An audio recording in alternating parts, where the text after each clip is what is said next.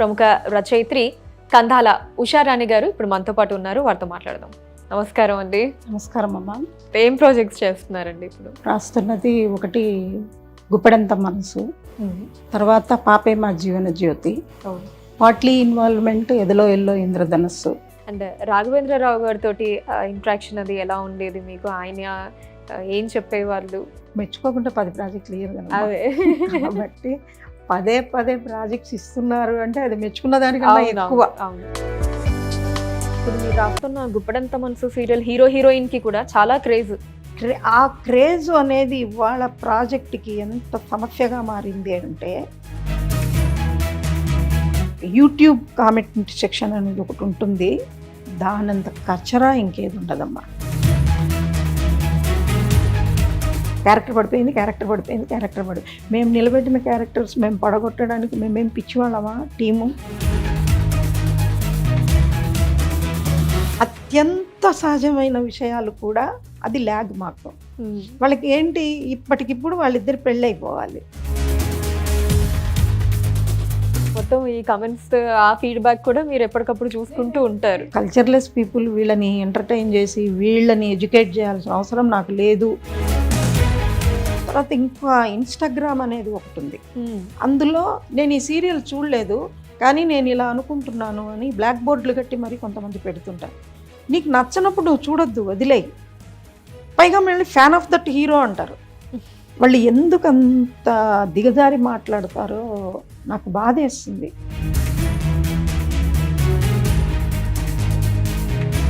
కొంతమంది story telling అని ఈ గుప్పెడంత మనసు గురించి 3-4 కథలు చెప్తారు. వీళ్ళకేంటి, రిషి వసుధార పేర్లు 2 వినపడితే చాలు ఆడియన్స్ అక్కడ పోలోమని వెళ్ళిపోయి ఉంటారు. ఇక్కడ ఎవరో ఇవి పెట్టుకుంటే, లైవ్లు పెట్టి మాట్లాడితే మీకు నచ్చిన పాత్ర మీకు నచ్చినట్టు ఉండలేదు అని ఆ క్రియేటర్స్ని, మొత్తం టీమ్ని అందరినీ పట్టుకుని బూతులు తిడుతున్నారు. వీళ్ళు ఇంట్లో ఎలా బతుకుతుంటారు? మరి తల్లిదండ్రులు ఎట్లా భరిస్తున్నారో నాకు చాలా జాలేస్తుంది ఒక్కొక్కసారి వాళ్ళని తలుచుకుంటే. నెగిటివిటీకి ఎక్కువ అలవాటు పడిపోయారంటారా, లేకపోతే అలవాటు పడబడ్డారంటారా? పడబడ్డారు. కేవలం కుట్రలు కుతంత్రాలు నమ్ముకున్న సీరియల్స్ కూడా ఉంది. దాన్ని మనం ఏం చేయలేమమ్మ. ఆడియన్స్ మారాలి. ఆడియన్స్ మేము చూడము అని తెగేసి చెప్పాలి. మీకు నచ్చనిదైనా చెడు అయినా చూడని మానేస్తేనే మీకు ఇంకొన్నాళ్ళు పోతే రిషికి వసుధారకు ఇంట్లో 2 ప్లేట్లు పెడతారేమో మేడం అన్నారు ఎవరో సంబడి. నాకు అది నచ్చింది ఆ మాట. హలో అండి, అందరికీ నమస్కారం. Welcome to hit TV. So ఈరోజు మన ఇంటర్వ్యూలో ప్రముఖ రచయిత్రి ఉన్నారు. వారు ఇప్పటి వరకు ఒక 22 నావెల్స్ని రాయటం జరిగింది. అండ్ అలానే 45 డైలీ సీరియల్స్కి వారు రైటర్గా వ్యవహరించారు. సో ఇవే కాకుండా వారు అందుకున్నటువంటి అచీవ్మెంట్స్ ఇంకా ఎన్నో ఉన్నాయి. ఇంకా బోల్డ్ అనే విషయాలు కూడా మనం వారితో మాట్లాడచ్చు. సో వారే ప్రముఖ రచయిత్రి కందాల ఉషారాణి గారు ఇప్పుడు మనతో పాటు ఉన్నారు. వారితో మాట్లాడదాం. నమస్కారం అండి. నమస్కారం అమ్మ. ఎలా ఉన్నారు ma'am? Very busy with work. అవునా? Very happy with work. Great. అయితే ఏం ప్రాజెక్ట్స్ చేస్తున్నారండి ఇప్పుడు? ప్రస్తుతం నేను రాస్తున్నది ఒకటి గుప్పెడంత మనసు, తర్వాత పాపే మా జీవన జ్యోతి, వాట్లీ ఇన్వాల్వ్మెంట్ ఎదలో ఎల్లో ఇంద్రధనస్సు, రాధకు నీవేర ప్రాణం అని ఒక జీ తెలుగు సీరియల్ ఒకటి మన నిరుపమ్ గారు రీసెంట్గా ఎంటర్ అయ్యాను. ప్రస్తుతం రాస్తున్నవి న్యూ కమిట్మెంట్స్ ఒక 2-3 ఉన్నాయి. కొద్దిగా టైం పట్టచ్చు, అంటే ఒక 2-3 months పడుతుంది. ఓకే. సో ఇక్కడికి వచ్చి మీ ఇల్లు అది మొత్తం చూస్తే అసలు మొత్తం ఇక్కడంతా ఎక్కడ చూసినా అణువున అసలు దైవత్వం అలా ఉట్టిపడుతుంది. బాగా నమ్ముతారు అనుకుంటాను దేవుణ్ణి. అంటే ఆయన లేకుంటే, దైవం అనేది లేకుంటే నేను లేను అనుకుంటా. నేనే కాదు, భూమి మీద ఎవరు లేరు, భూమే లేదు నా దృష్టిలో. ఇప్పుడు మీ పక్కన కనపడుతున్నారు కదా వెంకటేశ్వర స్వామి, he is everything to me. ఇప్పుడు మనందరితో పాటు ఆయన ఇక్కడో అక్కడో ఎక్కడో కూర్చున్నాడని ఫీల్ అవుతా. విత్ లైఫ్, అలా ఒక విగ్రహంలాగా కాదు, సాక్షాత్తు తన స్వయంభూలాగా అలా కూర్చున్నాడు అని ఫీల్ అవుతాను. నేను బాగా నమ్మేది 3 నమ్ముతానమ్మా జీవితంలో. ఒకటి దేవుడు, 2 మన ధర్మం, 3 మంచితనం. ఈ 3 ఉంటే మనం ఇక్కడి నుంచి డిసప్పేర్ అయ్యి వెళ్ళిపోయినా మనం మనుషుల మధ్య ఉంటాము అని నమ్మేదాన్ని నేను.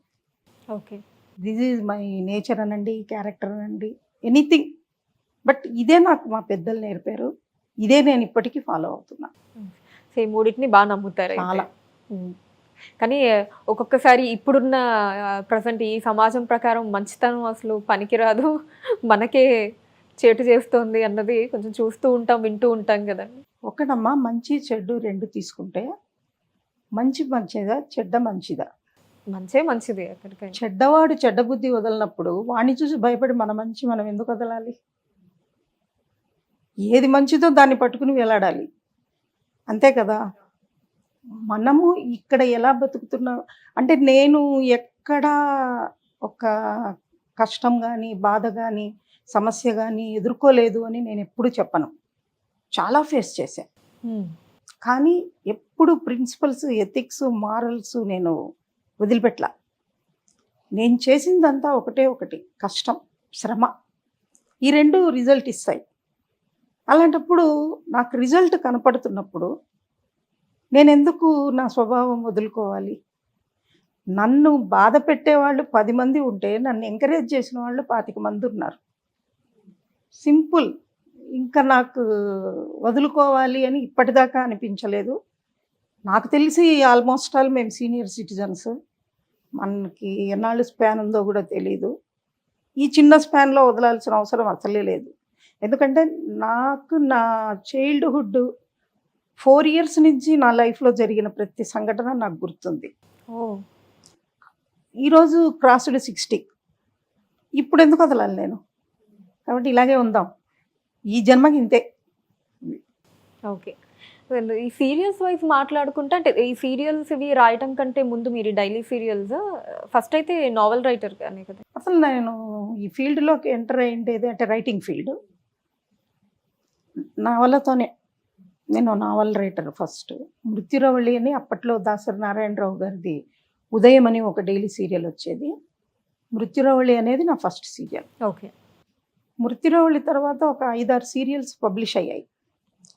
పోతే అప్పుడు నేను రైటర్గా ఎందుకు నావల్ రైటర్గా నిలదొక్కుకోలేదు అంటే, మేల్ రైటర్స్ డామినేషన్ చాలా ఉండింది. ఓకే. ఫిమేల్ రైటర్స్ వెనక్కి వెళ్ళిపోయారు. ఎద్దనపూడి సులోచనారాణి గారిని క్రాస్ చేసి వీరేంద్రనాథ్ గారు వచ్చారు, మల్లాది గారు, చందు సోంబాబు గారు, కొమ్మనాపల్లి గారు, సూర్యదేవర గారు, వీళ్ళందరూ బాగా రాస్తున్నారు. లేడీ రైటర్ అంటే కొంచెం బ్యాక్ అయిపోయారు. పేరు మార్చుకుని రాస్తారా అని అడిగారు. ఒక మేల్ నేమ్తో రాస్తారా అని ఒక పబ్లిషర్ అడిగారు. నాకు పెద్దలు పెట్టిన పేరు దీనికోసం మార్చుకోవాల్సిన అవసరం నాకు అనిపించలేదు. అందుకని నేను ఒప్పుకోలే. ఆ తర్వాత కథలు రాసేదాన్ని.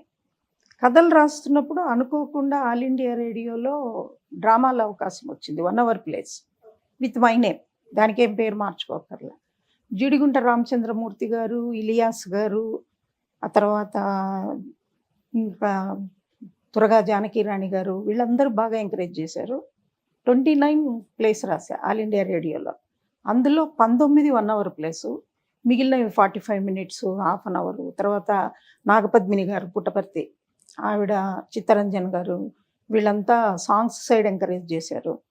ఆ రకంగా ఆల్ ఇండియా రేడియోలో నేను చేస్తున్నప్పుడే దూరదర్శన్ గుర్తించి దూరదర్శన్కి ముందు ఫస్ట్ 13 ఎపిసోడ్స్ ప్రాజెక్ట్స్కి వాటికి పిలిచారు.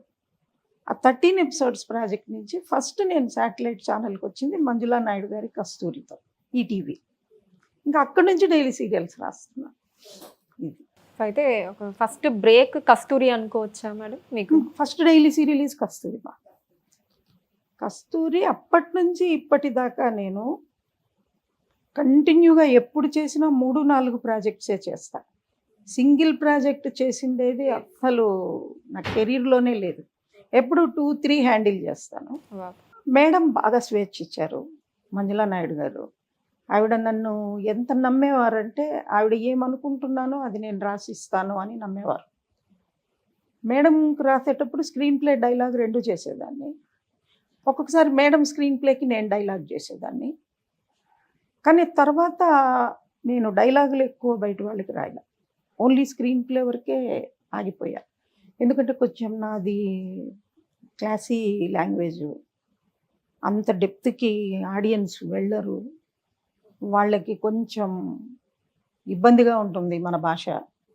ఎందుకు వాళ్ళని ఇబ్బంది పెట్టడం ఎందుకు అని చెప్పి నేనే డ్రాప్ అయిపోయా డైలాగ్‌గా. కానీ ఇప్పటికీ కొంతమంది మీరే రాయాలి అని అడిగితే రాసిస్తాను. అసలు అప్పుడు ఈ టీమ్ అందరితో ఇలా పనిచేయడం ఎలా ఉండింది మేడం? అంటే మంజులా నాయుడు గారితోటి మీరు అంటే ఇంతకుముందు మీరన్నారు మేల్ డామినేషన్ ఎక్కువగా ఉండింది అనని చెప్పి.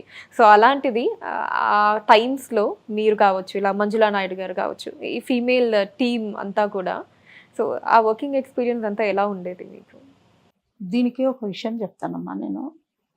పనిచేసేటప్పుడు మంజు గారు కానీ, నేను కానీ మేలా, ఫీమేలా అన్నది మాకు మైండ్‌లో ఉండదు. Work is work.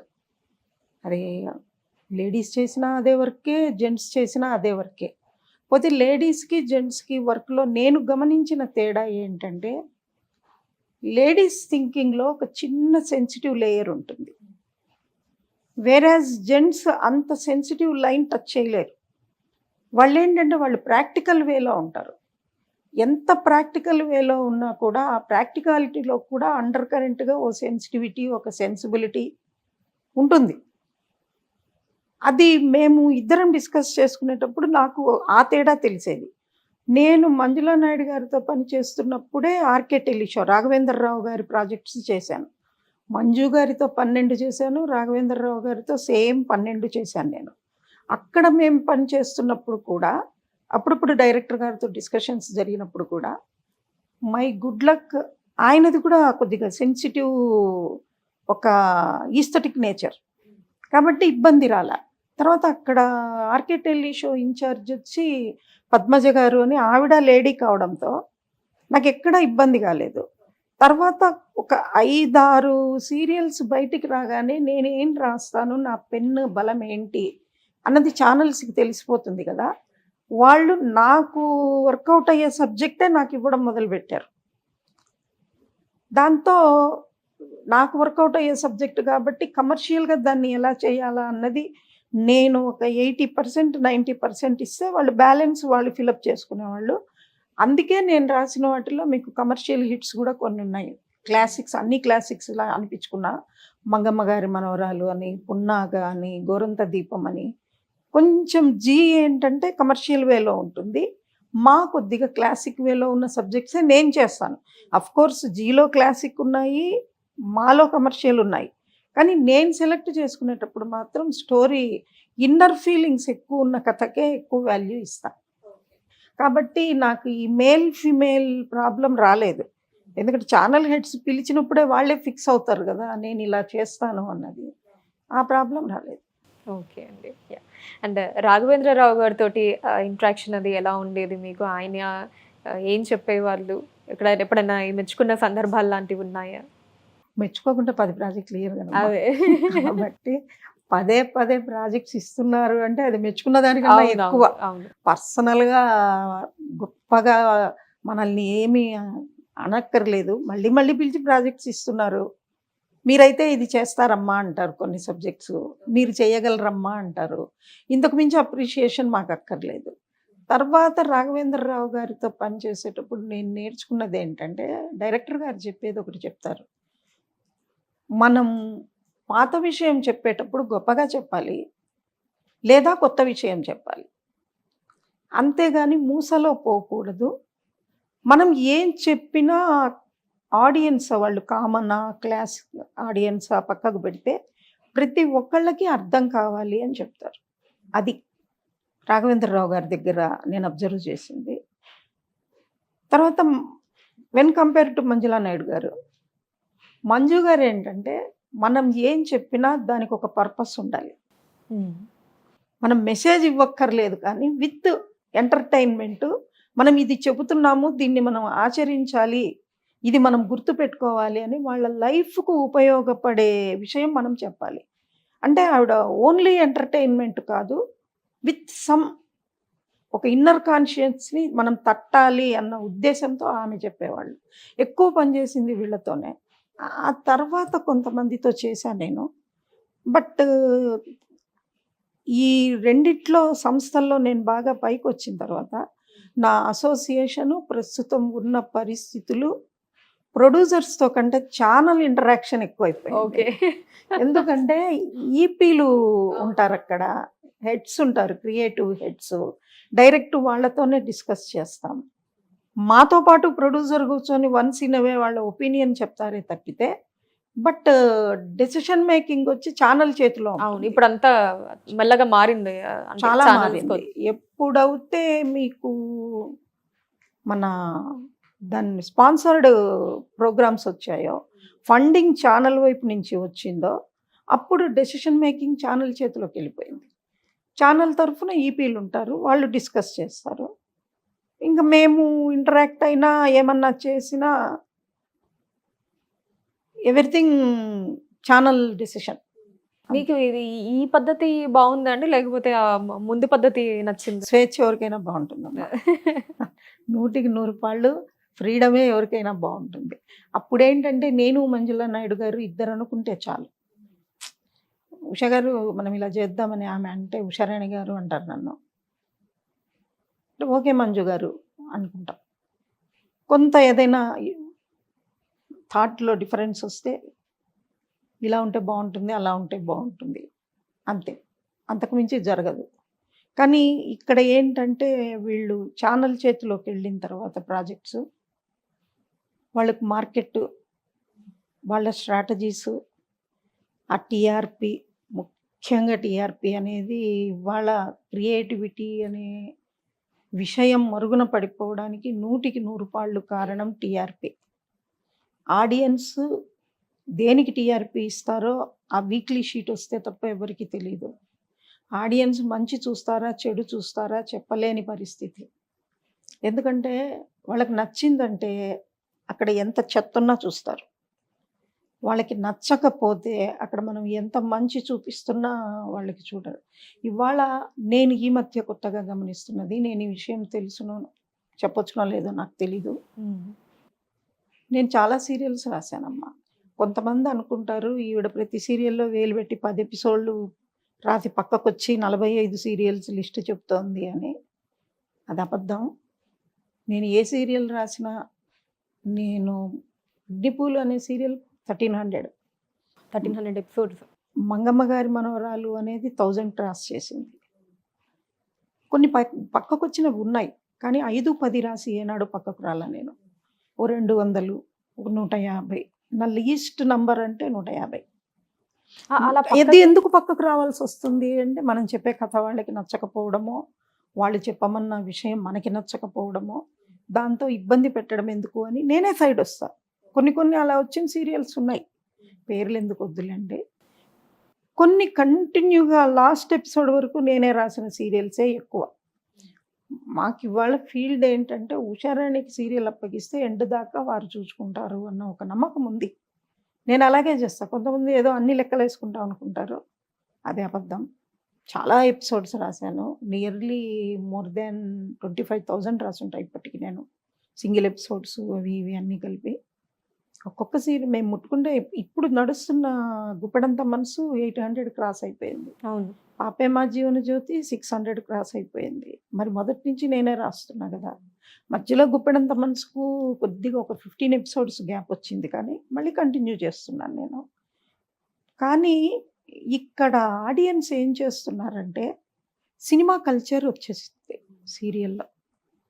Cinema culture వచ్చిన తర్వాత మేకింగ్లో సినిమా కల్చర్ చూపిద్దాము అని వీళ్ళు సినిమా మేకింగ్ తీసుకొచ్చేసరికి ప్రొడ్యూసర్ మీద విపరీతమైన బడ్జెట్ వచ్చేస్తుంది. ఎప్పుడు డైలీ సీరియల్స్లో కంటెంట్ ఈజ్ ద కింగ్. ఒక సీరియల్ని సినిమాలాగా వాళ్ళు చూడడం అలవాటు చేసిన తర్వాత ఆ పాత్రల మీద అభిమానం కూడా సినిమా హీరోల మీద పెరిగినట్టుగా, హీరోయిన్ల మీద పెరిగినట్టుగా పెరగడం మొదలుపెట్టింది. ఇప్పుడు మీరు రాస్తున్న గుప్పెడంత మనసు సీరియల్ హీరోయిన్ కి కూడా చాలా క్రేజ్. ఆ క్రేజ్ అనేది ఇవాళ ప్రాజెక్ట్కి ఎంత సమస్యగా మారింది అంటే, మేము ఒక కథ అనుకుంటాం, మాకు ఒక నంబర్ ఉంటుంది, ఈ సీరియల్ని మేము ఇలా నడిపించాలి అని. అలా కాదు, మేము అడిగిన కథ రాయండి అంటారు వాళ్ళు. అది మేము ఇంట్లో రాస్తాం. మీరు అడిగిన కథ టైం బీయింగ్ కథ. మీరు ఆ ఎపిసోడ్ హ్యాపీగా ఉండాలి, ఆ ఎపిసోడ్ హ్యాపీగా ఉండాలి అని మీరు అంటున్నారు. మేము పెట్టుకున్న టైటిలే గుప్పెడంత మనసు. ఒక ఇద్దరు లవర్స్ జర్నీ మేము చూపించాలి అనుకున్నప్పుడు, వాళ్ళ మనసులో ప్రతి క్షణం, ప్రతి లేయరు మేము చూపించాలి అని మేము డిసైడ్ అయ్యాం.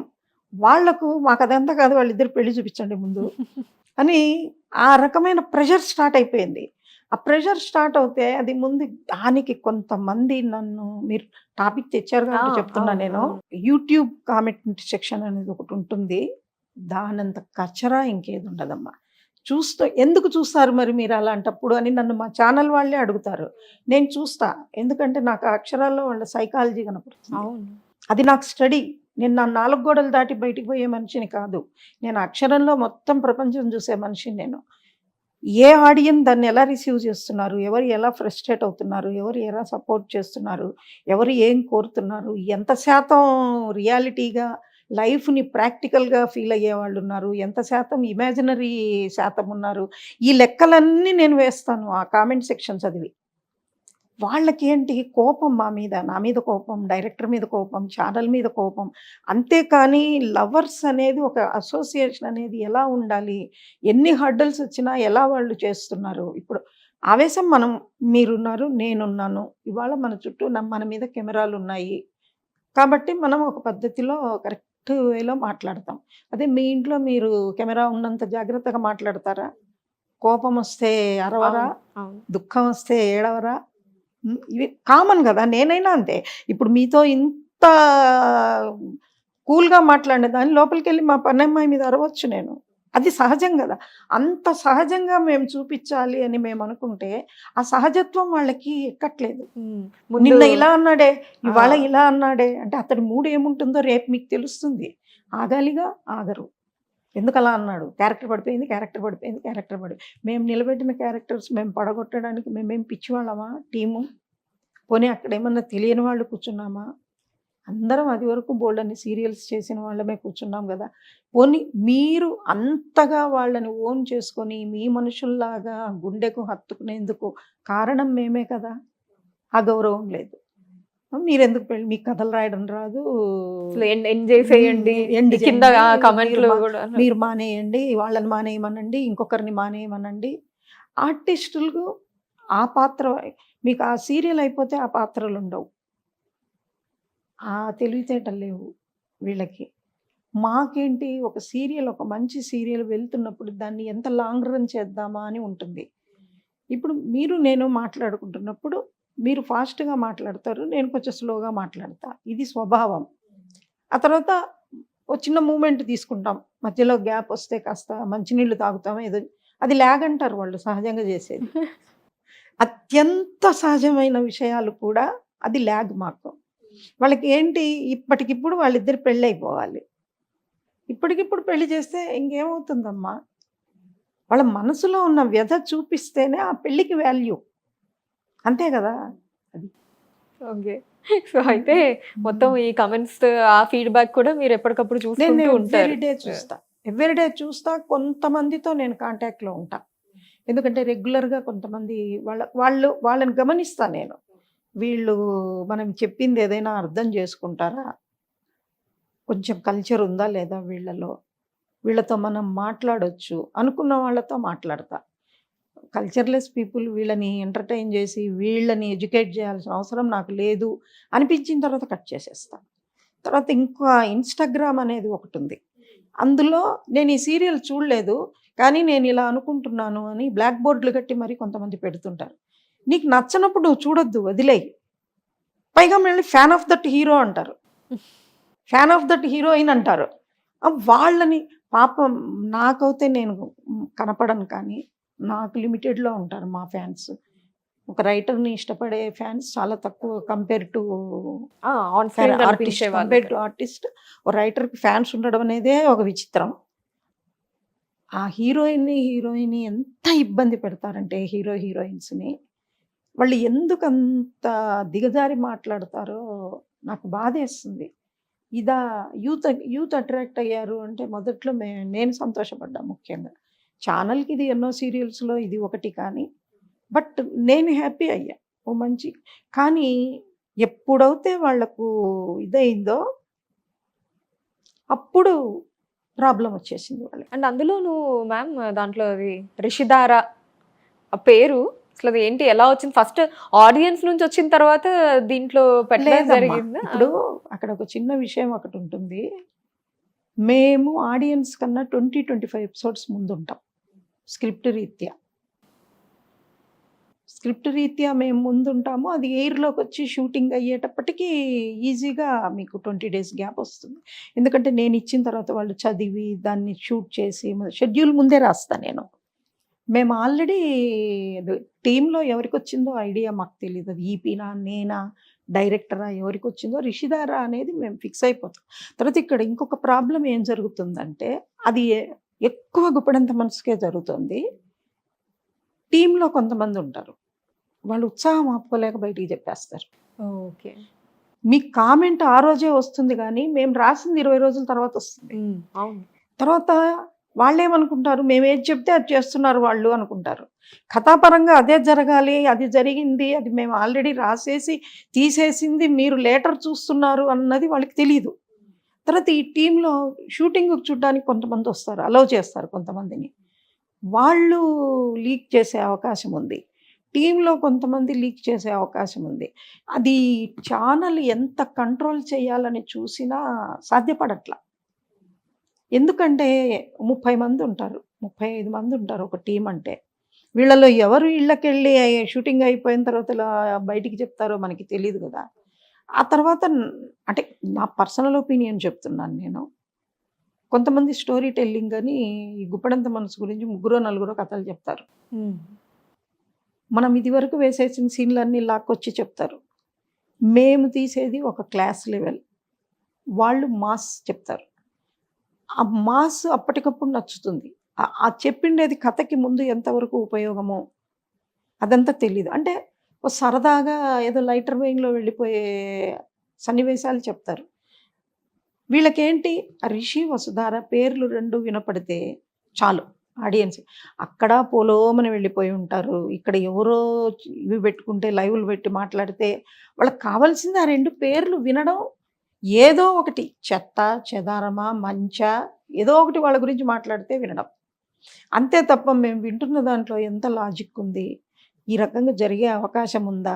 వీళ్ళు తప్పులు చెప్తున్నారు. ఇది ఎంకరేజ్ చేయకూడదు.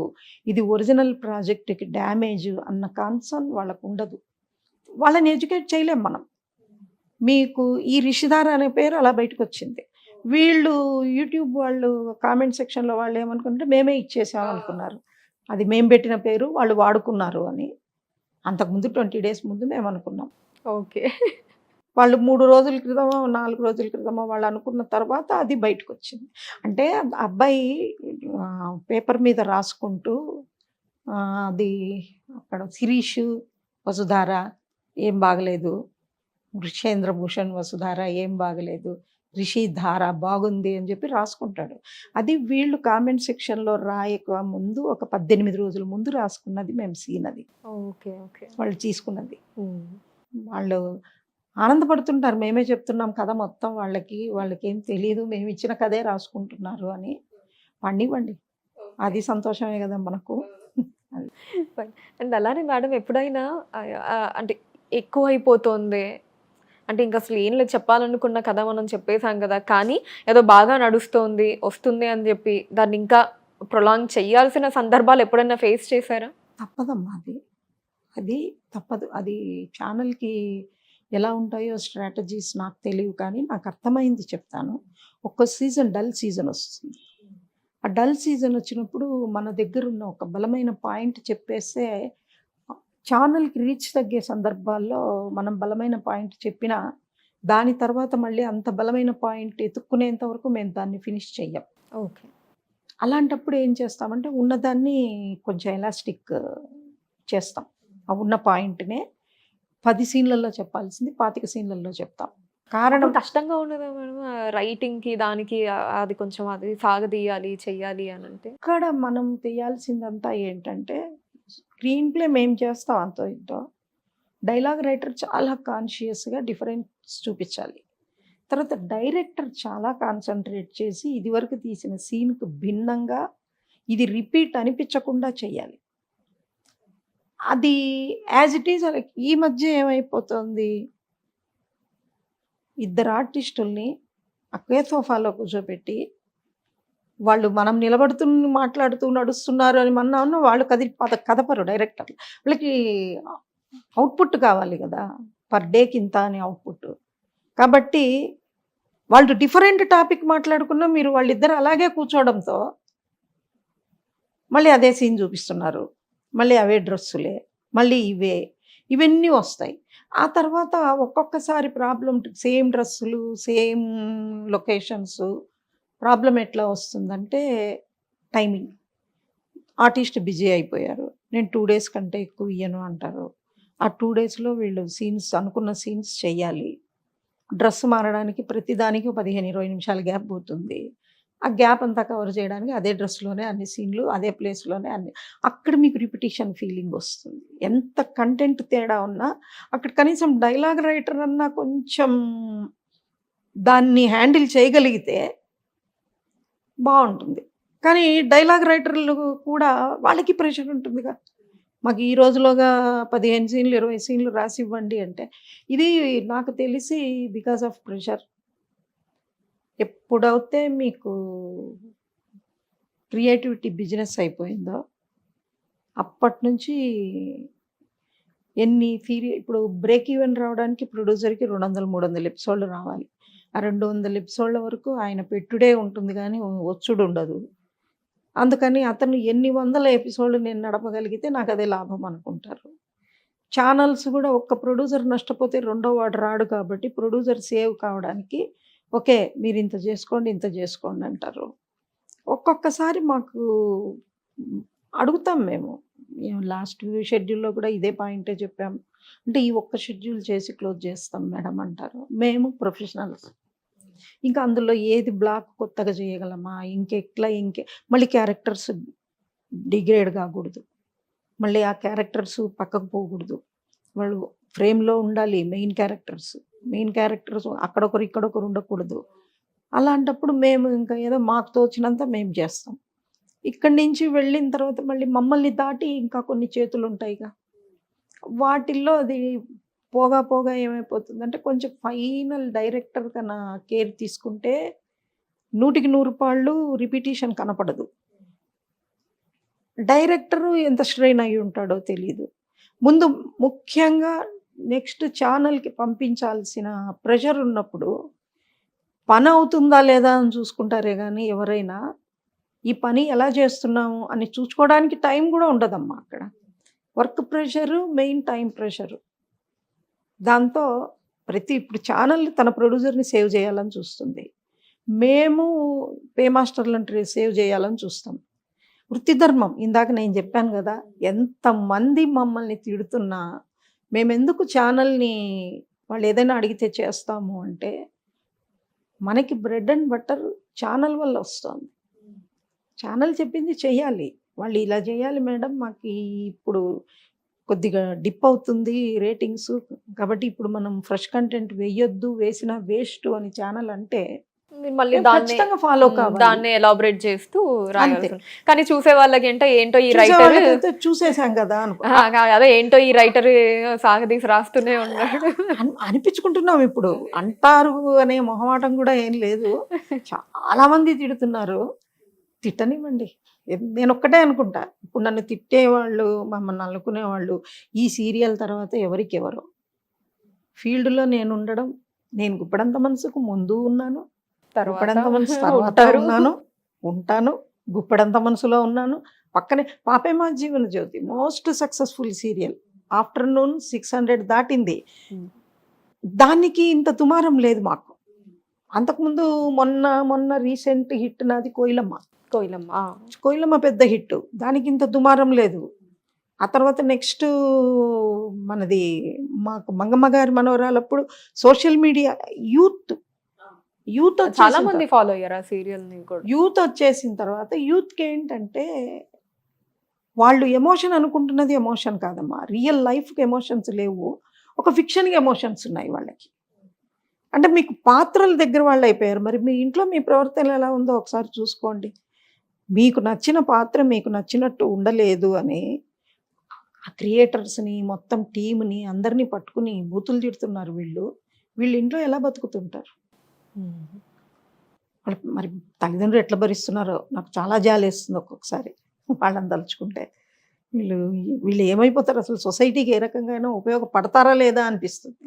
ఇప్పుడు నాకు యుఎస్ నుంచి, యూకే నుంచి, తర్వాత దుబాయ్ నుంచి, తమిళనాడు నుంచి నాకు ఫోన్స్ వస్తుంటాయి, మాట్లాడుతుంటారు. వాళ్ళు పెద్ద పెద్ద పొజిషన్స్లో సాఫ్ట్వేర్ దీంట్లో వాళ్ళు ఉన్నవాళ్ళు. వాళ్ళు ఎంత కల్చర్డ్గా రిసీవ్ చేసుకుంటారంటే వాళ్ళు ఉన్నారు, వీళ్ళు ఉన్నారు. ఎటొచ్చి మన తెలుగు వాళ్ళకే సహనం తక్కువ. Madam, starting of the serials చూసుకున్నట్టయితే ఋతురాగాలు నిజం చెప్పాలంటే కొంచెం ఆ సీరియల్స్ అన్నవి అప్పటి నుంచి డైలీ సీరియల్స్ దాని నుంచే స్టార్ట్ అయినట్టుంది. ఋతురాగాల నుంచి అంటే కొంచెం న్యాచురాలిటీకి దగ్గరగా ఉండేవి సీరియల్స్ అవి. రాను రాను రాను రాను మనకి ఏంటంటే ఈ లేడీస్ని ఎక్కువగా విలన్స్గా చూపించడం. కోర్స్ అంటే ఇప్పుడు సీరియల్స్ అంటే మనకి లేడీస్ డామినేషన్ అన్న ఇదే మనం ఎక్కువగా వింటూ ఉంటాం, ఎందుకంటే చూసే వాళ్ళు కూడా ఎక్కువగా లేడీసే ఉంటారు కాబట్టి అని. ఈ లేడీ విలనిజం అన్నది అసలు ఎక్కడ ఎలా స్టార్ట్ అయింది, అది ఎలా కంటిన్యూ అవుతుంది అంటారు? లేడీ విలనిజం రామాయణం మహాభారతంలోనే స్టార్ట్ అయింది. మీకు అక్కడ కైకేయి ఉండింది, మందర ఉండింది రామాయణంలో, మహాభారతంలో కూడా ఉన్నారు లేడీ విలన్లు. అట్లా అని కాదు కానీ మీకు ఈ పుణ్యం అంతా కట్టుకున్నది మీకు పాపం. ఆవిడ నేను అనకూడదు, the successful producer Ekta Kapoor అని మన బాలాజీ టెలిఫిల్మ్స్ హిందీలో వచ్చేది. మన కల్చర్ లేదు, మన నార్త్ ఇండియాకు మనకి తేడా ఉంది.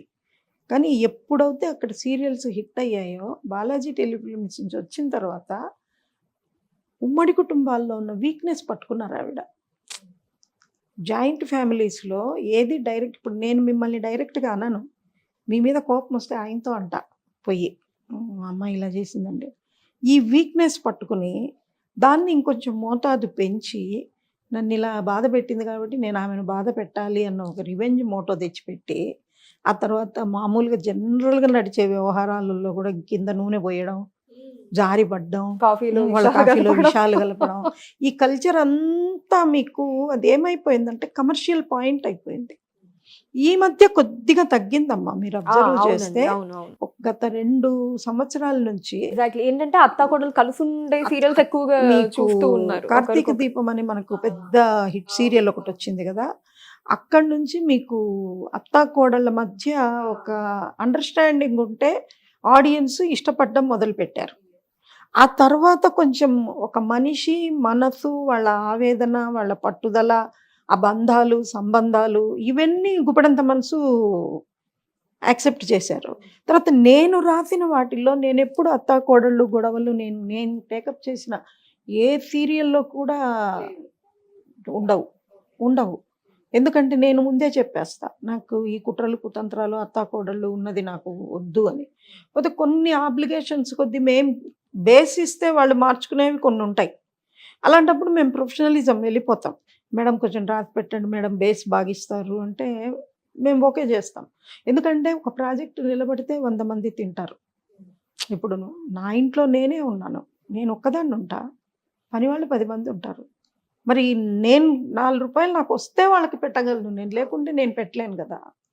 నాకు ఇది నాకు అనిపించేది ఏంటంటే ఇప్పటి నుంచైనా కొంచెం ఈ కుట్రలు కుతంత్రాలు లేకుండా 10 మంచి సీరియల్స్ వస్తే చూస్తారా అనుకుంటే ఆడియన్స్ మంచిని ఆదరించడం తక్కువ అయిపోయింది.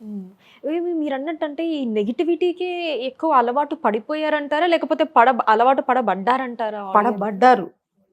ఇక్కడ మళ్ళీ ఛానల్స్దే తప్పు, ప్రయోగాలు చేయడానికి వాళ్ళకి భయం. నిజమేనండి, డబ్బు పెట్టే ఎవరికైనా భయమే ఉంటుంది. మనం ఇలా కూర్చుని బాగానే మాట్లాడతాం, కానీ వాళ్ళకి డబ్బు పెట్టిన వాళ్ళు కదా, వాళ్ళు వాళ్ళ వెనక్కి ఎలా వస్తుంది పెట్టిన డబ్బుని చూసుకుంటారు. వాళ్ళు అక్కడ అదే పెట్టుకున్నారు. వాళ్ళకేంటి ఏది గ్యారంటీ ఉంటే అది తీసుకుంటారు.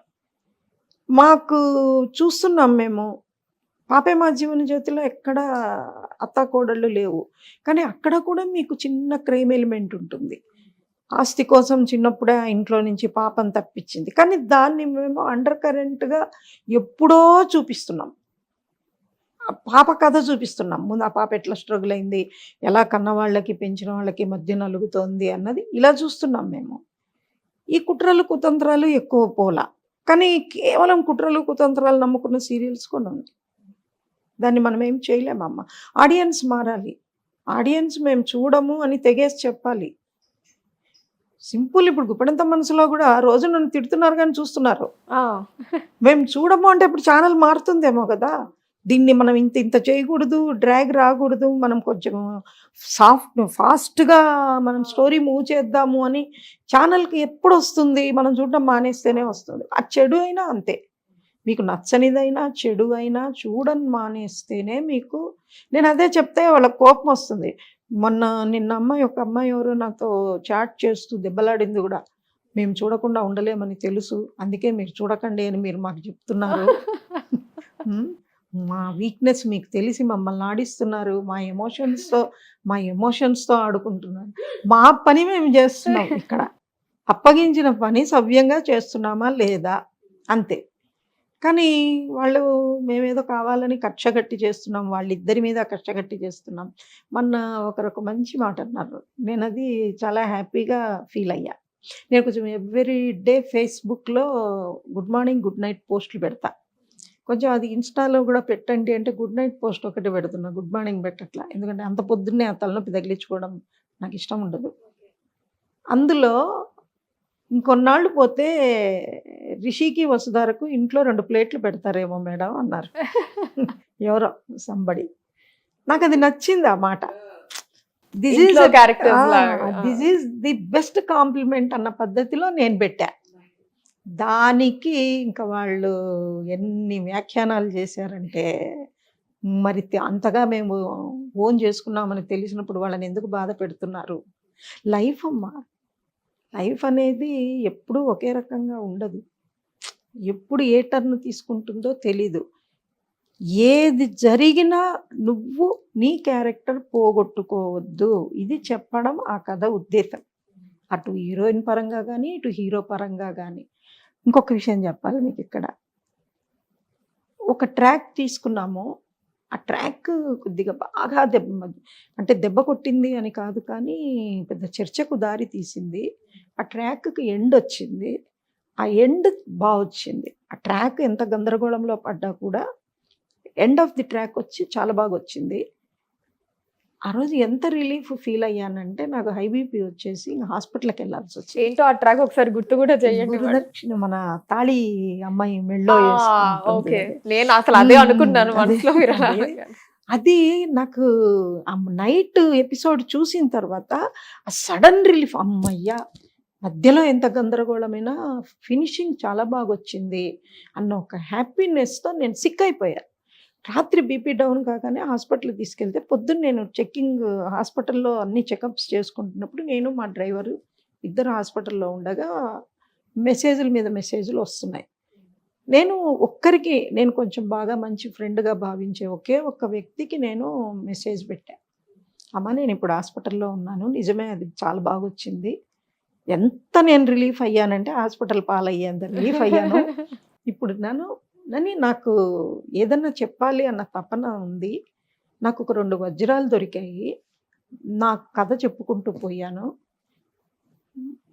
దీని మీద ఇప్పుడు ప్రస్తుతం సొసైటీలో ప్రతి ఆడపిల్ల ఒక వసుధారే. తెలివిగల అమ్మాయి తన జీవితాన్ని తను చక్కదిద్దుకుంటుంది.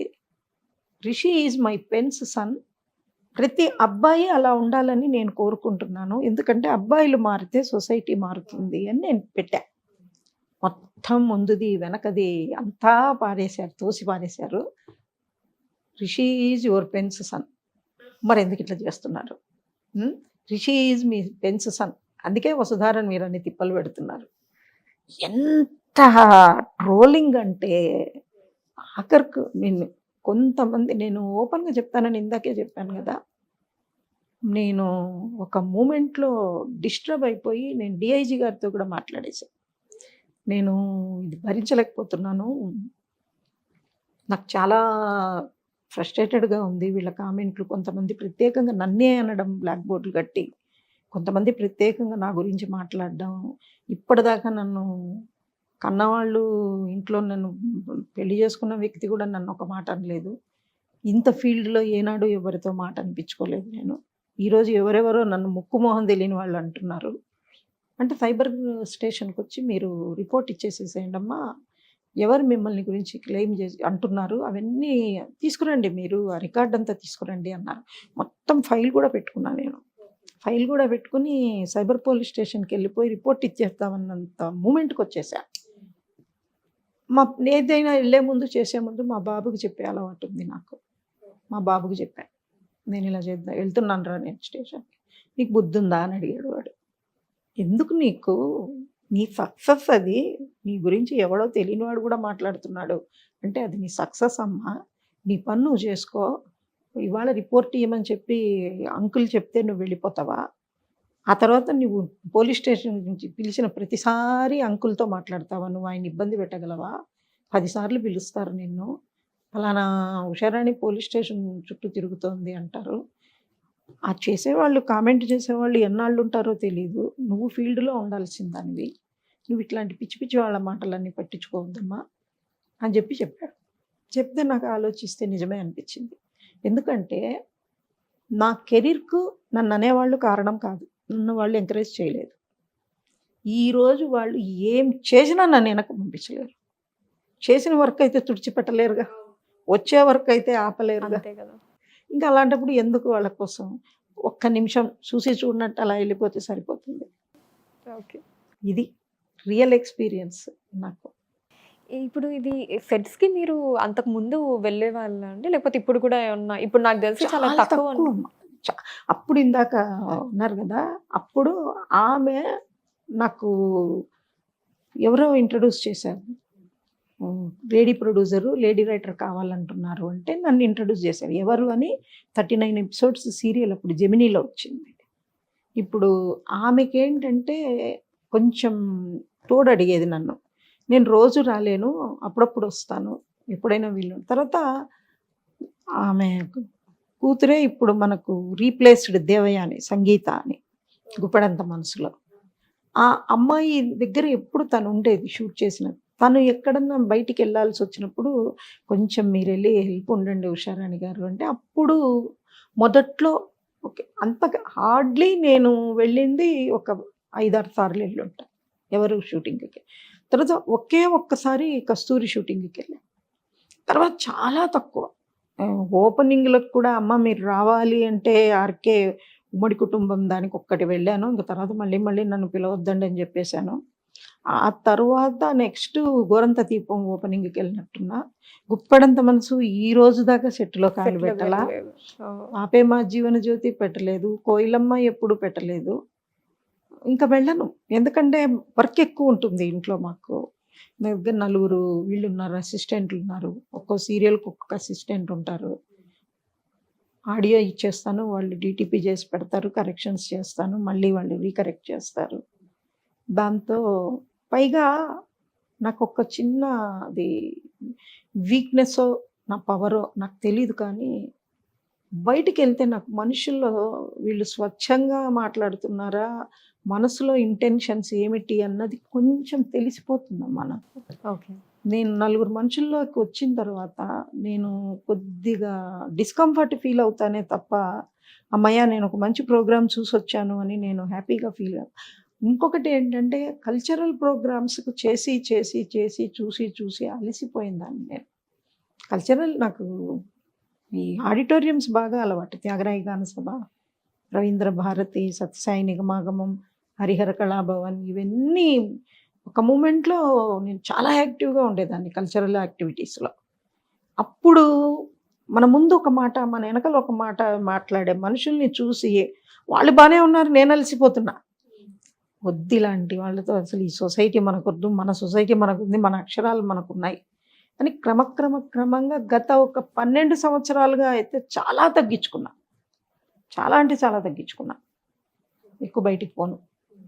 మీకు ఇంట్లోనే కంఫర్ట్ ఎక్కువ అంటారు. ఇంట్లో ఎస్పెషల్లీ నా రూమ్‌లో. మీ రూమ్‌లో. అన్ని అక్కడి నుంచే ఈ Hmm. థాట్స్ కానీ ఆలోచనలు కానీ. అంటే ఒక రకంగా అమ్మవారి అదృష్టం ఆమె ప్రసాదించింది. ఎవరన్నా అవతల వాళ్ళు ఏదైనా చెప్తుంటేనే మైండ్లో థ్రెడ్ అల్లుకుంటుంది.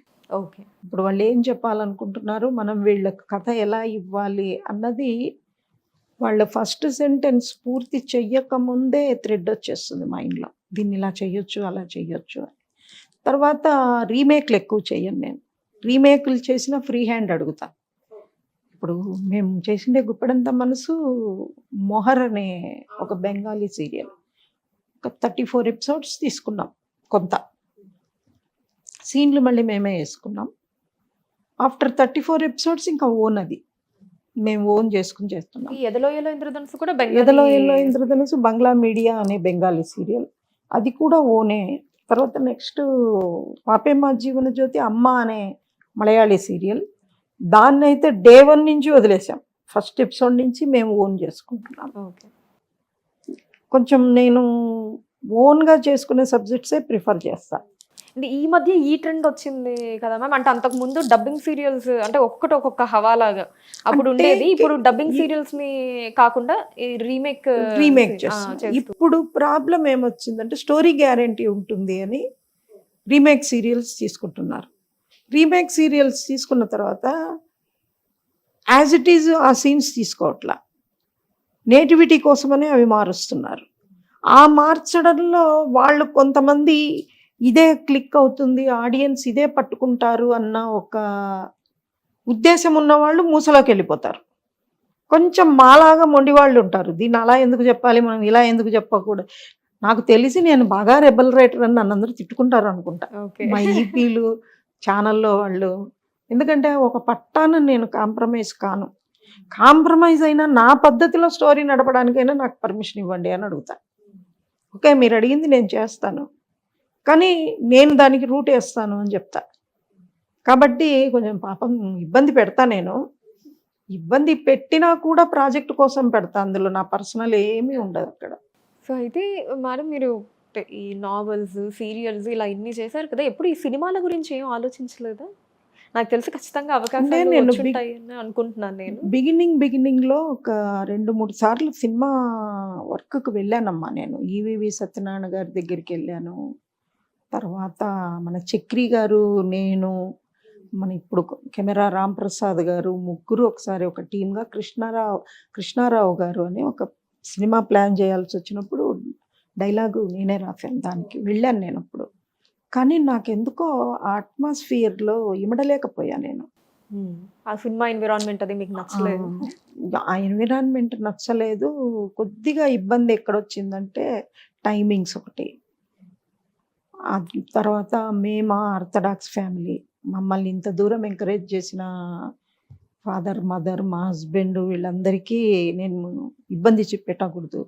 ఆమె ఎక్కడో పలానా నైట్ 8 o'clock అక్కడ ఫిల్మ్ నగర్లో కనపడింది అన్న మాట వాళ్ళకి నేను తెచ్చిపెట్టలేను నేను. అందుకని మెయిన్ పిల్లలు, 2 చిన్నపిల్లలు. నేను రైటర్గా ఎంటర్ అయినప్పుడు చిన్నపిల్లలు, వాళ్ళ ఎడ్యుకేషను. అసలు నేను ఈ ఫీల్డ్లోకి ఎంటర్ అయ్యిండేదే కస్తూరి టైంకు మా అమ్మాయి మ్యారేజ్ చేసి వచ్చాను నేను. ఓకే. సో అప్పటికే మీరు అంతా ఇంకా మ్యాక్సిమం రెస్పాన్సిబిలిటీ అది ఫుల్ఫిల్ చేసుకొని లేదు, నేను ఫుల్ టైం ఒక ప్రొఫెషనల్ రైటర్గా నేను 24 hours నేను చెయ్యగలను అనుకున్నప్పుడే నేను ఎంటర్ అయ్యా. అంతవరకు ఏదో నాకు తోచినట్టు అప్పుడప్పుడు ఆల్ ఇండియా రేడియో డ్రామాలు, కథలు, తర్వాత నెక్స్ట్ ఈ 13 episodes లీజర్గా రాసేదాన్ని. పాప మ్యారేజ్ అయిన తర్వాత నేను కస్తూరి టేకప్ చేశాను.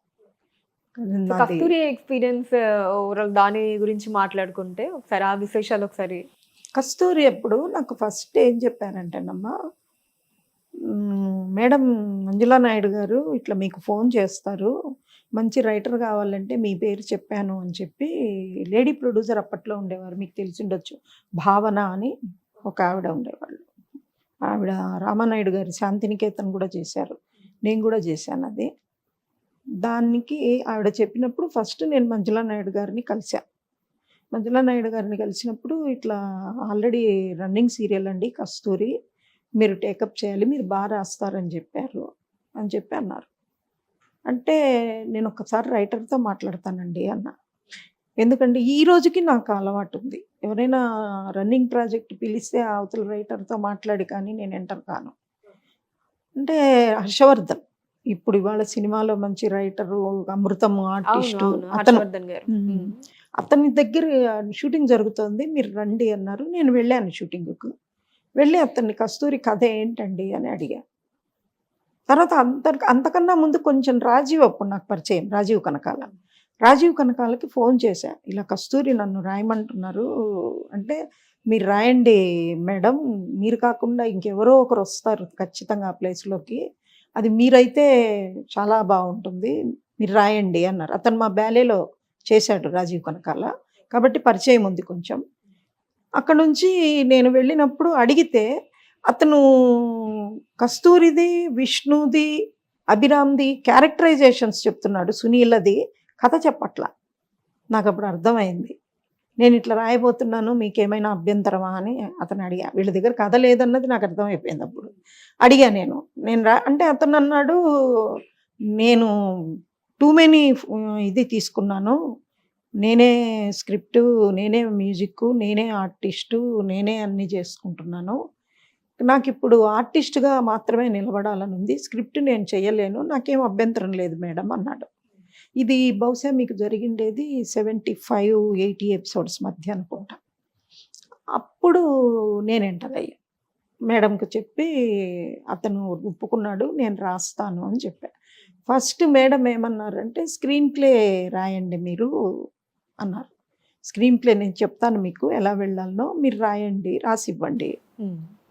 ఫస్ట్ స్క్రీన్ ప్లే రాసి తీసుకెళ్ళా. ఫస్ట్ ఒక 20, 30 సీన్‌లు రాయండి అన్నారు. ఫ్లోలో కూర్చుంటే ఇంక అది ఆగదు. 73 సీన్‌లో, 74 సీన్‌లో వచ్చాయి. ఓహ్! అది తీసుకెళ్ళి మేడంకిచ్చా. మేడంకిస్తే మేడం అదంతా చదివిన తర్వాత మీరే డైలాగులు రాయండి ఉషారాణి గారు అన్నారు. అట్లా కస్తూరికి డైలాగ్ నేను అంటే మేడం స్క్రీన్ ప్లే సైడ్ మేడంది కాంట్రిబ్యూషన్ ఉండేది ఎక్కువ. తర్వాత ఇంకా డైలాగులు రాసుకుంటూ వెళ్ళిపోయాం. స్క్రీన్ ప్లే డైలాగు అలా. అంటే థాట్ మాత్రం మంజు గారిది ఉండేది. ఆ తర్వాత కస్తూరి కూడా satellite first commercial hit serial. చాలా మంచి పేరొచ్చింది. కస్తూరిలో చేసిన వాళ్ళందరినీ డైరెక్టర్ గారు తీసిన 'శాంతినివాసం' సీరియల్‌లో రాజమౌళి అప్పట్లో చేశారు. అవును అవును తీశారు.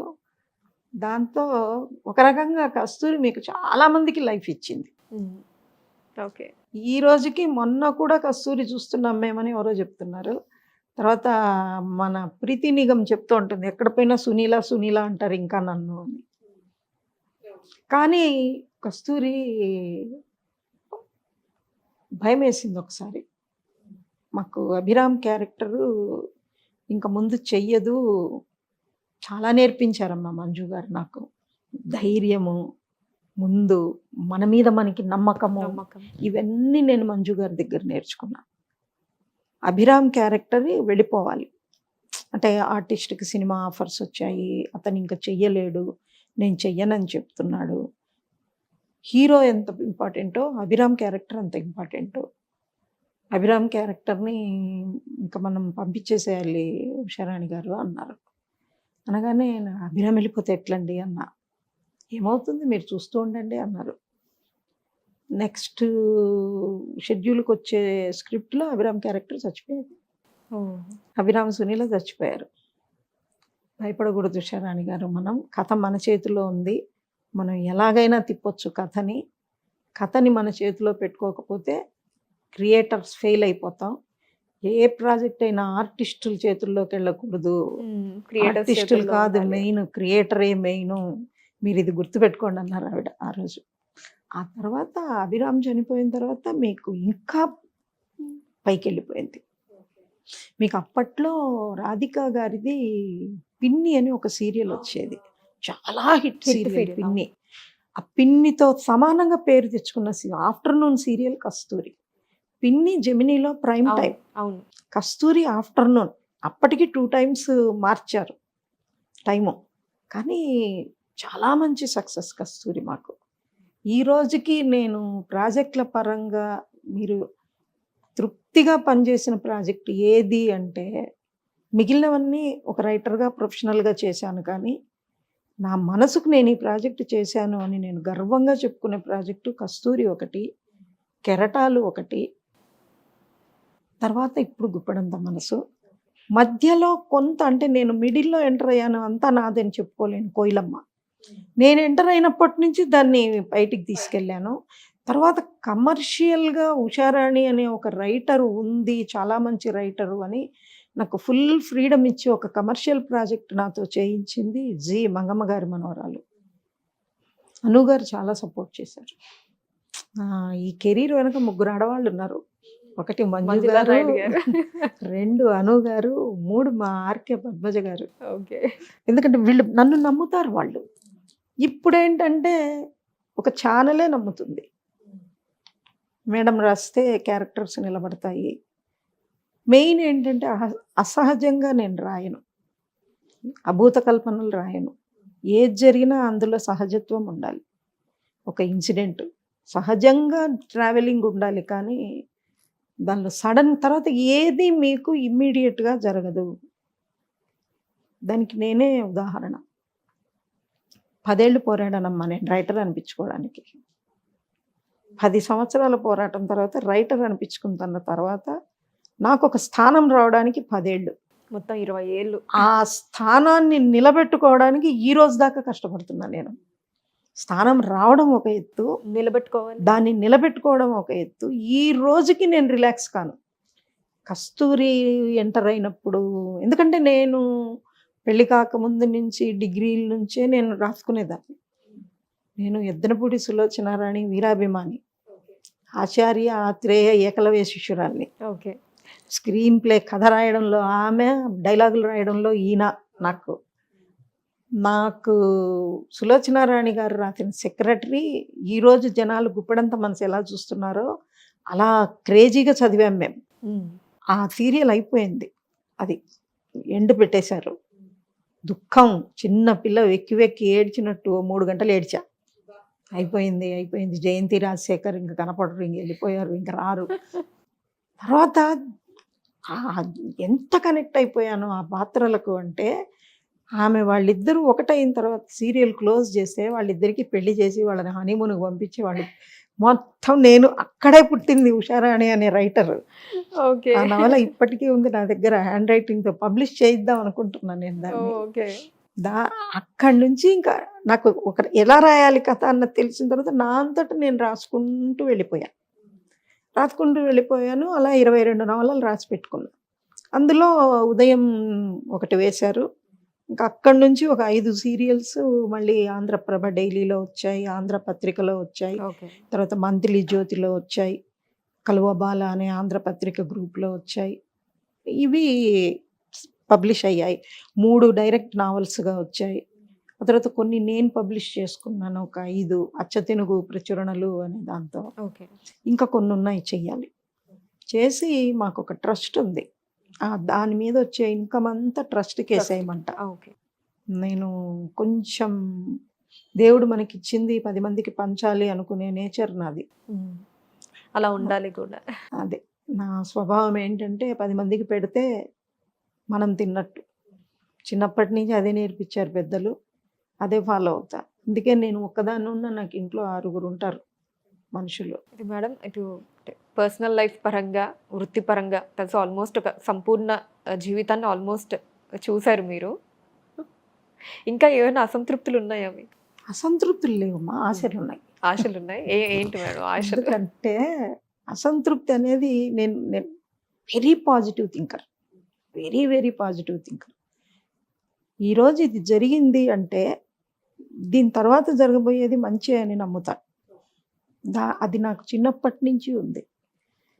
6 ఇయర్స్ బేబీ నుంచి నాకు అది అలవాటు.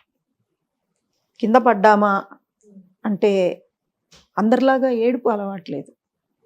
చిన్నప్పుడు కూడా నాకు ఏడుపు తక్కువ, మొండితనం ఎక్కువ. ఆ తర్వాత క్రమంగా అది పట్టుదల అనే, ఒక మొండితనం కంటే పట్టుదల బెటర్ అనిపించుకుంది. ఆశలు ఏం ఆశలు అంటే, నేను గత 12 ఏళ్ల నుంచి 2009లో మేము రిజిస్టర్ చేసాం, ఒక ట్రస్ట్ రిజిస్టర్ చేశాం. అది మాకొకరు ప్రామిస్ చేశారు, మీరు నిజాయితీగా చేస్తారు, ఏది చేసినా మీరు ఒక ట్రస్ట్ రిజిస్టర్ చేయండి, అన్నదానం చేయండి, మేము మీకు డబ్బులు ఇస్తాము, నెల నెల 50,000 పంపిస్తాము, మీకైతే 50,000 మీరు. అది వీళ్ళు చెన్నై వాళ్ళను నమ్మి నేను ఒక ట్రస్ట్ రిజిస్టర్ చేశాను. ఓకే. వాళ్ళు ఒక 4 నెలలు ఇచ్చారు. ఇక్కడి నుంచి దానికోసం నేను ఆ ట్రస్ట్ పెట్టే ముందు మియాపూర్ దగ్గర ఒక బస్తీ దగ్గరికి వెళ్ళి, అప్పుడు ఒక 850 గుడిసెలు ఉండేవి అక్కడ. ఆ లొకేషన్ ఎన్నుకొని అందులో నుంచి 3 సంవత్సరాల నుంచి 11 సంవత్సరాల పిల్లల వరకు ప్రతిరోజు ఒక పూట అన్నదానం పెట్టుకొని, ఎందుకంటే వాళ్ళు ప్రిఫరబుల్లీ అన్నదానమే అడిగారు, పెట్టుకుని దాన్ని మేము 230 మంది పిల్లలకు చేసేవాళ్ళం. 3 ఇయర్స్ టు 11 ఇయర్స్ మధ్యలో గర్భిణీ స్త్రీలకు పెట్టేవాళ్ళం, ముసలి వాళ్ళకు పెట్టేవాళ్ళం. ఎవ్రీడే ఫుడ్ క్యాటరింగ్ మాట్లాడి చేయించేదాన్ని. వాళ్ళు ఒక 4 నెలలు ఇచ్చారు. 4 నెలలు ఇచ్చి 4 నెలల తర్వాత ఏమన్నారు, 2 టైమ్స్గా ఇస్తాం మీకు, ఫస్ట్ వీకు లాస్ట్ వీకు, పర్వాలేదా అన్నారు. ఓకే అనుకున్నాం. ఆ రకంగా ఓ 3 నెలలు ఇచ్చారు. ఆ తర్వాత మేము ఈసారి కొంతే పంపిస్తాము, మీకు లంసంగా తర్వాత పంపిస్తాం, పర్వాలేదా అన్నారు. అంటే సరేలే, అన్నదానం కదా మనం చేస్తున్నది, పిల్లలు ఒక 1 ఇయర్ అయ్యేసరికి క్లోజ్ చేసేసారు. ఇవ్వాల్సిన డ్యూస్ మిగిలిపోయాయి. నాకేమో క్లోజ్ చేయాలనిపించట్లా. కొంచెం నన్ను నమ్మేవాళ్ళు చాలామంది ఉన్నారు. ఉషారాణి అంటే ఒక గ్యారంటీ లాకర్ లాగా. మా ఫ్రెండ్ ఈ మధ్య చనిపోయారు, సులభ అని. ఆమె అమెరికాకి వెళ్ళిపోతున్నాను, నా దగ్గర ఒక 4 lakhs ఉన్నాయి, నేను వచ్చిన తర్వాత తీసుకుంటాను ఉషారాణి, మీకు ఇస్తాను నేను, మీరు నాకు వచ్చిన తర్వాత ఇవ్వండి, నాకు ఇంట్రెస్ట్ కూడా అక్కర్లేదు అని చెప్పారు. చెబితే సరే అని ఆ 4 lakhs పట్టుకొచ్చాం. చేతిలో డబ్బులు ఉన్నాయి. ఈరోజు కాకుండా రేపు ఎవరైనా దాతలు రాకపోరా, ఎందుకు పెట్టే పిల్లలకు మనం భోజనం ఆపేయాలి అన్న ఉద్దేశంతో కంటిన్యూ చేశా. ఆమె 6 months తర్వాత వచ్చింది. అప్పటికి మనకి ఎవరు దాతలు రాలేదు. అప్పటికి ఇంకా ఈ డబ్బులు ఎవరి మంత్ 50 ఎన్ని రోజుల్లో ఖర్చు అయిపోతుంది, 4 లక్షలు అయిపోయింది. ఆమె వచ్చేటప్పటికి ఇది అక్కడి నుంచి ఇంకెవరి దగ్గర ఇంట్రెస్ట్కి తెచ్చి ఆవిడకి ఇచ్చా. ఇంకా అలా నడిచింది నడిచింది నడిచింది నడిచింది. నాకు 11.5 లక్ష అప్పు కళ్ళ ముందు కనపడేటప్పటికీ అప్పుడు ఇంకా నాకు ఇది వద్దు, మనకు ఆపేద్దాం, క్లోజ్ చేసేద్దామని చెప్పి చేసే చోట చెప్పేశా. ఇంక రేపటి నుంచి ఫుడ్ రాదు పిల్లలకి చెప్పేయండి అంటే, అక్కడ ఓం నాగసాయి మందిరం అని ఒక టెంపుల్ మాకు సర్వింగ్ పాయింట్. అతను అన్నాడు, మేడం ఇన్ని ఏళ్ల బట్టి చేస్తున్నారు, తెల్లారితే దీపావళి కదా, 3 రోజుల తర్వాత దీపావళి అయిన తర్వాత ఆపండి మేడం అంటే, సరే నిండా మునిగాడికి చాలా ఏమిటి 11.5 లక్షల్లో ఇంకొక 4 రోజులు ఖర్చు అంతే కదా, సరే చేద్దాం అనుకున్నా. ఇంకా దీపావళి పండగ అయిపోయింది కానీ నాకు అసలు దుఃఖం ఎంత తన్నుకొస్తోందంటే, అంతమంది పిల్లలు తింటున్నారు అక్కడ మన పేరు చెప్పుకొని, వాళ్ళ దగ్గర ముద్ద లాగేసినట్టు అయిపోతుంది. కానీ ఒక పక్క అప్పు, కట్టాల్సిన అప్పు, ఇంకా అప్పులో పడతామే. ఈ మధ్య కాలంలో నాకు అర్థమైంది ఏంటంటే, అంత దాతలు లోకంలో ఎవరు లేరని. వాళ్ళకి పేరన్నా రావాలి, వాళ్ళ గొప్పన్నా ఉండాలి, అంతేగాని ఎవరి కడుపు నిండుతుంది అంటే మాకేం, వాడు కడుపు నిండితే మాకేం, ఎండితే మాకేం అనుకునే వాళ్ళే ఉన్నారు. భగవంతుడు ఉన్నాడు అన్నదానికి ఎందుకు నమ్ముతాను అన్నదానికి చెప్తున్నాను. ఇంకా రేపటి నుంచి ఫుడ్ పోదు, రేపు లాస్ట్. ఆల్రెడీ నాగుల స్వామి అని అక్కడ ఉంటాడు, అతనికి చెప్పేశా.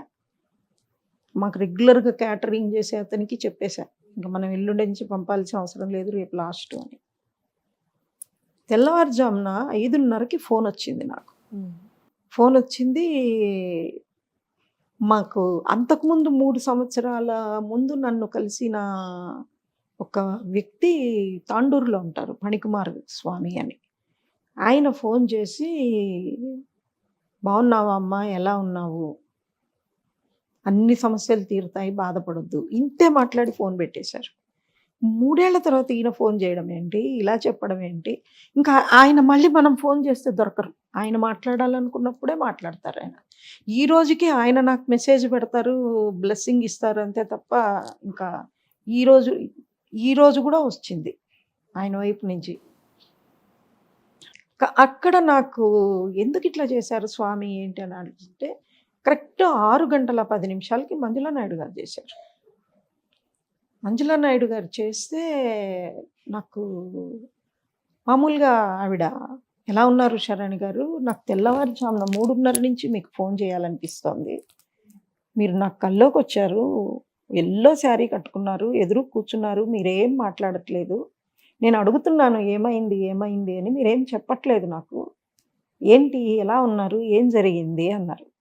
నాకు ఎందుకు వచ్చిందో ఏమో అంతకుముందు లక్ష్మీ కటాక్షం అనే ఒక సీరియల్ ప్రొడక్షన్ అయిన తర్వాత ఈవిడ ప్రొడ్యూసర్ అయింది, ఈవిడని ఇంకా మనం రైటర్గా అడిగినా చెయ్యదు అని ఎవరు అడగట్లా. అట్లాంటిది నేను ఎందుకు అడిగానో ఏమో నాకు తెలియదు. అప్పటికి అగ్నిపూలు స్టార్ట్ కాలేదు, సంసారం సాగరం అనేది అయిపోయింది. మంజు గారు నాకు ఏదైనా పని ఇస్తారా అని అడగంగానే ఆవిడ ఆశ్చర్యపోయారు. ఏంటి శరణ్ గారు మీరు చేస్తారా అని. చేస్తానండి నేను అంటే, జెమిని ప్రాణం తీస్తోంది ఇంకో ప్రాజెక్ట్ చేయమని. అప్పుడు చక్రవాకం పీక్లో ఉంది, మీకు ప్రాణం తీస్తోంది జెమిని, మొగలు రేకులు స్టార్ట్ అయిందో. నేను ఇంకో ప్రాజెక్ట్ చేయాలి అంటే నాకు బిందు ఒకదాన్ని మించి చేయలేననింది. మీకు తెలుసు కదా నేను అందరితో చేయలేను వర్క్, మీరు చేస్తానంటే ఇవాళే మాట్లాడేస్తాను, చెప్పేస్తాను నేను, ఇప్పుడే పంపించేస్తాను కాన్సెప్టు అని చెప్పారు. చెప్పితే చేస్తాను మంజు గారు అన్న. అంటే ఆవిడ అడిగారు నన్ను, ఉషారాణి గారు ఏమైంది నాకు చెప్పండి. ఏం కాలేదు మంజు గారు అంతా ఓకే అన్న. ఓకే కాదు, నాకు అర్థమవుతుంది. ప్రాజెక్ట్ చేస్తాను అంటే మనం చేద్దామన్న వెంటనే మీరు కథ అడుగుతారు, మీరు కథ అడగకుండా చేస్తానని ఒక్క మాటతో ఊరుకున్నారు. కారణం చెప్పండి ఏదో జరిగింది అంటే అప్పుడు చెప్పేశాను. ఇట్లా గత కొన్ని ఏళ్ళుగా నేను అన్నదానం చేస్తున్నాను, ఇలా ఇలా జరిగింది, ఇంత అప్పయింది, ఇంత ఇదయింది, ఇట్లుందండి, ఏం చేయాలో నాకు తోచట్లేదు, రేపటి నుంచి మానేసానంటే ఉషారాణి గారు మానొద్దు, మీరు అన్నదానం చేసే అవకాశం రావడమే చాలా అరుదు, ఇన్ని ఏళ్ళు చేసిన మీరు మానొద్దు, మీరు కంటిన్యూ చేయండి, మనకి ఎట్లాగూ ఇంకా వర్క్ స్టార్ట్ అయిపోతుంది, మీకు ఇన్కమ్ స్టార్ట్ అవుతుంది, మీరు ఎవరిని అడగక్కర్లేదు, నేను మీ ఇంటికి వస్తున్నాను అన్నారు. అన్నట్టుగా అప్పుడు నేను అమీర్పేటలో ఉన్నాను, ఆమె వచ్చారు. వస్తూ 40,000కి చెక్కు తీసుకొని వచ్చి ఎవరి మంత్ మీరు మెయింటైన్ చేయండి ఎలా చేస్తారో, మంత్లీ నేను 20,000 ఇస్తాను అంటే అప్పుడు క్యాటరర్తో మాట్లాడి 50,000 40,000 చేసి ఆమె 20 నేను 20 వేస్తూ ఆ రకంగా దాదాపు 5 years చేశాను. అది ఎప్పుడు ఇంకా ఆ తర్వాత నాకు మంజు గారు డ్రాప్ అయిపోయినా నాకు ఆగల. ఎందుకంటే నాకు ఎప్పుడు నేను ఒక ప్రాజెక్ట్ చేస్తున్నానంటే ఇంకొకళ్ళు వచ్చి అడుగుతారు. అగ్నిపూల టైంలోనే నాకు గోరంత దీపము అవన్నీ స్టార్ట్ అయ్యాయి, మంగమ్మ గారి మనవరాలు ఇదంతా చేసుకుంటూ పోయా. ఆ తర్వాత కరోనాలో ఫుడ్ సర్వీస్ అనేది వద్దు అన్నారు కదా, అప్పుడు బంద్ చేశాను నేను. ఓకే. అప్పుడు బంద్ చేశాను. ఇంకా కరోనా అయిపోయిన తర్వాత కూడా ఇప్పుడు నేను ఇంకా అన్నదానం పెట్టుకోలేదు, కానీ ఈ హాస్పిటలైజ్ అవుతారు పిల్లలు, వాళ్ళకి మెడికల్ సర్వీసెస్ వాళ్ళకి చేస్తాం. తర్వాత నెక్స్ట్ మా అసోసియేషన్లో ఎవరికైనా అవసరమైన, మొన్న కరోనాతో కొంతమంది ఇబ్బంది పడ్డారు వాళ్ళకి. తర్వాత ఎక్కువ నా కాంట్రిబ్యూషన్ గోశాలకు ఉంటుంది, గోశాలకు ఎక్కువ ఇస్తాను. తర్వాత అన్నదానం సత్రాలు ఉంటాయి అహోబిలంలో, అక్కడ వాటికి పంపిస్తారు రెగ్యులర్గా. కొంచెం ఇచ్చే నేచర్ ఎక్కువ. అంతా మనం దేవుడు మనం ఇచ్చిందంతా మనకే అక్కర్లేదు, కొంత ఎవరికైనా ఇద్దాం అనుకునేది, అది కొద్దిగా ఎక్కువ ఉంది. అది దేవుడు ఎప్పటికీ సాగనివ్వాలి, అంతే. ఇది నా కోరిక. నేను పోయిన తర్వాత కూడా నా ట్రస్ట్ నిలబడాలి. అది ఎవరు అందుకుంటారో తెలియదు, ఎందుకంటే ఆస్తులకి వారసులు ఉంటారు కానీ ఆశయాలకి వారసులు ఉండరు. ఎవరో బయట వాళ్ళు వస్తారు, మంచి వాళ్ళు చెప్తూ ఉంటారు, ఎవరన్నా మీరు అందుకునే వాళ్ళు ఉంటే అందుకోండి, టేకప్ చెయ్యండి అని. కొంచెం ఎవరు ముందుకు వస్తారో తెలియదు, మన పిల్లలే చేస్తారా, వేరే వాళ్ళు చేస్తారా. ఇప్పుడు మా ఇంట్లో ఒక అమ్మాయి ఉంది, 21 years నుంచి మాతో ఉంది.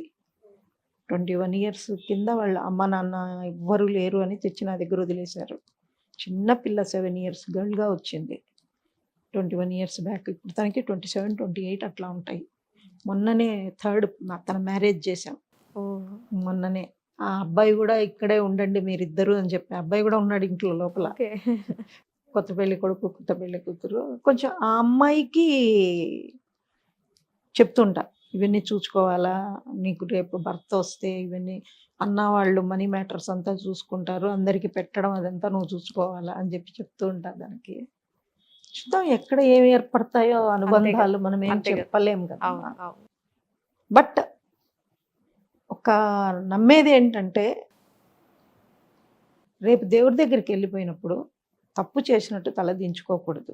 నువ్వు ఇచ్చిన జన్మ నేను యూటిలైజ్ చేసుకున్నాను, నీకు చెడ్డ పేరు తెచ్చిపెట్టలేదు, కన్నవాళ్ళకి చెడ్డ పేరు తెచ్చిపెట్టలేదు, ఎవ్వరికి చెడ్డ పేరు తెచ్చిపెట్టలేదు. నువ్వు ఎంత స్వచ్ఛంగా భూమి మీదకి పంపించావో అంత స్వచ్ఛంగా పైకి వచ్చా అని ఆయనకి చెప్పాల. అదొకటే.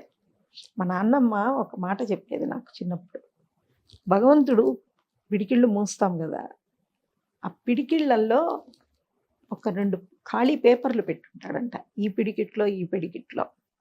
ఎప్పుడైతే భూమి మీదకి వచ్చేస్తామో అప్పుడు ఆ పేపర్లు మాయమైపోతాయంట. పోగానే ముందు చేతులు జాపంటాడంట.